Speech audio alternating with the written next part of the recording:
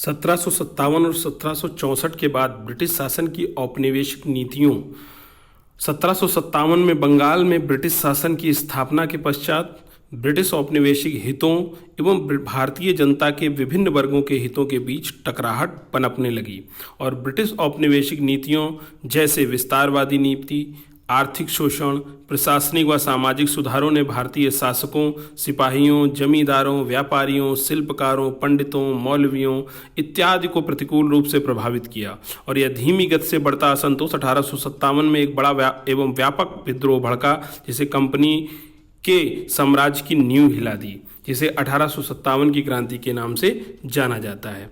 1857 की क्रांति के कारण क्या रहे? 1857 का भारतीय विद्रोह, जिसे प्रथम भारतीय स्वतंत्रता संग्राम, सिपाही विद्रोह और भारतीय विद्रोह के नाम से जानते हैं, इसके विभिन्न राजनीतिक, आर्थिक और प्रशासनिक, धार्मिक, सैनिक, सामाजिक कारण रहे। राजनीतिक कारणों की अगर बात करें तो अपनी साम्राज्यवादी नीति और ब्रिटेन में औद्योगिकरण के कारण 19वीं सदी के पूर्वार्ध से प्रसारित मुक्त व्यापार की नीति को भारत पर लागू करने के लिए प्रभावी नियंत्रण जैसे सहायक संधि और वेबकत का सिद्धांत जैसी नीतियों को बढ़ावा दिया गया। वेलेजली की सहायक संधि से कंपनी को भारत का एक विस्तृत क्षेत्र मिल गया और अपनी भारतीय राज्य की जो थे वो उन्होंने अपनी स्वतंत्रता खो दी।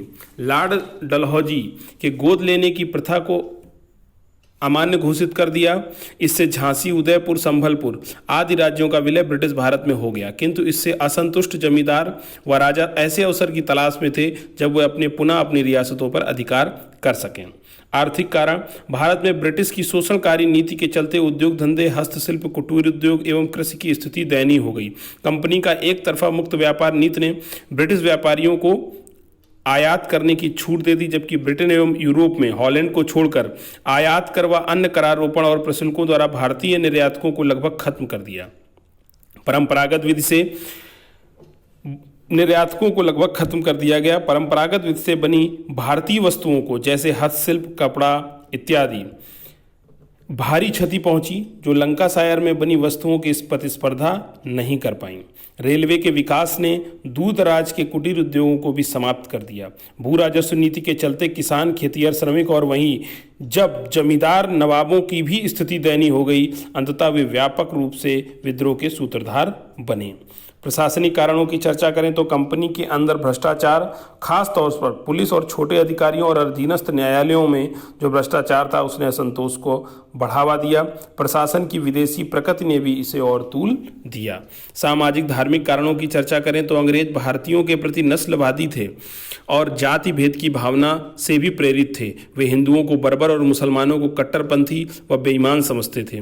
अंग्रेजों का एक उद्देश्य भारतीयों को ईसाई बनाना भी था। 1813 के एक्ट से मिशनरियों का प्रवेश, भारतीय शिक्षा का पश्चिमीकरण मैकाले समिति के द्वारा, 1829 का सती प्रथा एक्ट, हिंदू पुनर्विवाह अधिनियम 1856 और 1950 में पारित धार्मिक निर्योग्यता अधिनियम जिसका लाभ ईसाई बनने वालों को था, एवं डलहौजी व बेथून के द्वारा स्त्री शिक्षा के प्रयासों को भी भारतीयों ने अपनी सभ्यता और संस्कृति पर कुठाराघात माना। अंग्रेजों द्वारा किए गए धार्मिक व सामाजिक सुधारों को भारतीयों ने अपनी संस्कृति एवं सभ्यता के ईसाईकरण के रूप में भी देखा। सैनिक कारणों की चर्चा में सैनिकों की नियुक्ति पर अंग्रेजों का बल साक्षर एवं शिक्षित सैनिकों की भर्ती पर अधिक रहा। ऐसे सैनिक सवर्ण या उच्च जातियों में ही उपलब्ध थे, इसलिए बंगाल की सेना में लगभग 60% भारतीय, उत्तर बिहार और पूर्वी उत्तर प्रदेश से सवर्ण समूह के लोग शामिल थे। स्वाभाविक रूप से उनमें जाति संवेदनशीलता अधिक थी। सिपाहियों को जाति और धर्म चिन्ह पहनने से मना करना, 7 समंदर पार अनिवार्य सैनिक सेवा, कम वेतन, 1854 के डाकघर अधिनियम और एनफील्ड राइफल में चर्बी वाले कारतूसों की अफवाह इत्यादि ने सैनिकों के इस प्रथम स्वतंत्रता संग्राम का हिस्सा बना दिया। किंतु 1857 का यह विद्रोह असफल रहा। इस असफलता के कारण क्या रहे? क्रांतिकारियों ने जिस उद्देश्य से 1857 की क्रांति का सूत्रपात किया था उनमें उन्हें सफलता नहीं मिली। इस महान क्रांति की सफलता के या असफलता के अनेक कारण थे, जिनमें कुछ प्रमुख हैं। विद्रोह में सभी वर्गों की सहभागिता नहीं रही, बल्कि इनके विरुद्ध काम किया। कुछ बड़े जमींदार व तालुकेदार, महाजन, व्यापारी ने इनमें भाग नहीं लिया। यही स्थिति आधुनिक शिक्षित भारतीयों की थी, जिनका मानना था कि ब्रिटेन भारत को आधुनिकता की ओर ले जाएगा। पटियाला के शासक, कश्मीर के राजा, ग्वालियर के सिंधिया व इंदौर के होलकर विद्रोह में शामिल नहीं हुए। दक्षिण भारत विद्रोह से अधिक प्रभावित नहीं हुआ। एक संगठित, एक बद्ध विचारधारा का अभाव रहा। विद्रोहियों के पास ना तो औपनिवेशिक शासन की समझ थी और ना ही भविष्य की कोई योजना, विचारधारा या कोई राजनीतिक सोच या कोई सामाजिक विकल्प ही था। भारतीयों के बीच एकता का अभाव था। अभी भी लोग आधुनिक राष्ट्रवाद से परिचित नहीं थे, निश्चित समय की प्रतीक्षा नहीं कर पाए। क्रांति का दिन 31 मई 1857 निर्धारित किया गया, जबकि 10 मई को ही विद्रोह हो गया। इस कारण क्रांति की योजना अधूरी रह गई। देसी राजाओं का देशद्रोही रुख, पटियाला, जींद, अफगानिस्तान और नेपाल के राजाओं ने अंग्रेजों को सैनिक सहायता के साथ आर्थिक सहायता भी दी। इस विद्रोह कार्य ने क्रांतिकारियों का मनोबल तोड़ दिया। आंशिक रूप से सांप्रदायिक भावनाओं को उभार कर अंग्रेजों ने सिख रेजिमेंट, मद्रास सैनिकों, मराठों एवं गोरखों को बहादुर शाह के खिलाफ खड़ा कर दिया। संपूर्ण देश में प्रसारित न होना एक इसकी और कमजोर कड़ी रही। क्रांति का प्रसार संपूर्ण भारत में नहीं हो सका। दक्षिण भारत, पंजाब का अधिकांश हिस्सा एवं भारत का पूर्वी भाग भी इससे अछूता रहा। शस्त्रों का अभाव, क्रांतिकारियों का आर्थिक दृष्टि से कमजोर होने के कारण वे आधुनिक शस्त्रों का प्रबंध करने में असफल रहे। इन्हें तलवारों व भालों का प्रयोग करना पड़ा। क्रांति को दबाने के लिए अंग्रेजों को सफलता मिली, क्योंकि अंग्रेजों ने बंदूकों व तोपों का प्रयोग किया।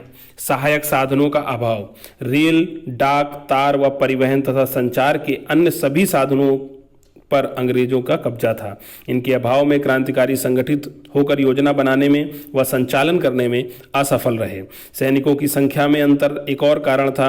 एक तो विद्रोहियों की संख्या कम थी, दूसरे अंग्रेजों ने अतिरिक्त सैनिकों को भी बुलवा लिया था व देसी रियासतों का सहयोग लिया। फिर भी कई स्थानों पर अंग्रेजों के दांत खट्टे हो गए। हालांकि इस क्रांति को तात्कालिक रूप से दबा दिया गया, किंतु यह औपनिवेशिक सत्ता के विरुद्ध एक प्रभावशाली प्रतिरोध का प्रतीक बन गया। साथ ही हिंदू मुस्लिम एकता का आदर्श बना। साथ ही राष्ट्रीय जागृति, आत्मबल, संगठन व एकता के लिए प्रेरणा बना, जिससे 20वीं सदी के राष्ट्रीय आंदोलन को एक नई दृष्टि मिली, जो कि 20वीं सदी के प्रारंभिक चरण में क्रांतिकारी राष्ट्रवादियों को संगठित करने में या फिर 1920 के खिलाफत आंदोलन के समय हिंदू मुस्लिम एकता ने इस महाविद्रोह की याद दिलाई। और भारत छोड़ो आंदोलन में ग्रामीण क्षेत्र की भूमिका कहीं ना कहीं 1857 के विद्रोह से प्रेरित रही। आखिरकार विद्रोह के परिणाम क्या रहा और भारत में अंग्रेजी नीतियों में क्या परिवर्तन आया? 1857 के विद्रोह की असफलता के बावजूद इसने भारत में ब्रिटिश शासन को गहरी चोट दी। विद्रोह के बाद ब्रिटिश शासन की संरचना और नीतियों में भारी फेरबदल किया गया। भारत का शासन ईस्ट इंडिया कंपनी से ब्रिटिश क्राउन में चला गया। भारत के लिए अब एक सचिव, जिसे परिषद का सहयोग मिलेगा, नियुक्त किया गया। इसका मुख्य परिवर्तन सेना में किया गया। यूरोपीय सिपाहियों की संख्या बढ़ा दी गई। 2:1 का अनुपात रखा गया। सेना के प्रमुख शाखाओं में केवल यूरोपियों को नियुक्त किया गया, पील कमीशन की सिफारिश पर। फूट डालो और राज करो की नीति को लागू कर दिया गया। चूंकि अंग्रेज विद्रोह का षड्यंत्र रचने का जिम्मेदार मुसलमानों को मानते थे, इसलिए इन्हें कठोर दंड दिए गए। नियुक्तियों में भेदभाव किया गया। बाद में इस नीति को पलट दिया गया, जिसने स्वतंत्रता आंदोलन में सांप्रदायिकता को जन्म दिया। महाराष्ट्र की घोषणानुसार रियासतों के प्रति ब्रिटिश नीति में परिवर्तन किया गया। विलय की नीति छोड़ दी गई व शासकों को उत्तराधिकारी गोद लेने का अवसर मिला व क्षेत्रीय विस्तार न करने का भी ब्रिटिश क्राउन ने भरोसा दिलाया। ब्रिटिश ने भारत के सामाजिक व धार्मिक प्रथाओं को सम्मान देने का निर्णय लिया। अंग्रेजों ने भूपतियों, जमींदारों एवं राजकुमारों के संरक्षण की नीति अपनाई ताकि अपनी स्थिति को मजबूत बनाए रखा जा सके। नई भूमि का कर नीति प्रस्तुत की गई, जिससे किसानों को बोझिल व अत्यधिक कर की मांग से निजात मिल सके। स्थानीय सरकारों को करारोपण की कुछ मदें सौंपकर विकेंद्रीकरण किया गया। अंग्रेजी सरकार ने ऐसी शिक्षा पद्धति लागू किए जाने का प्रोत्साहन दिया, जिससे भारतीय अपनी धर्म एवं संस्कृति को भूल जाएं और पाश्चात्य संस्कृति की ओर आकृष्ट हो जाएं। विल्सन सुधारों को द्वारा आयकर को लागू किया गया और कानूनों की संहिताकरण किया गया।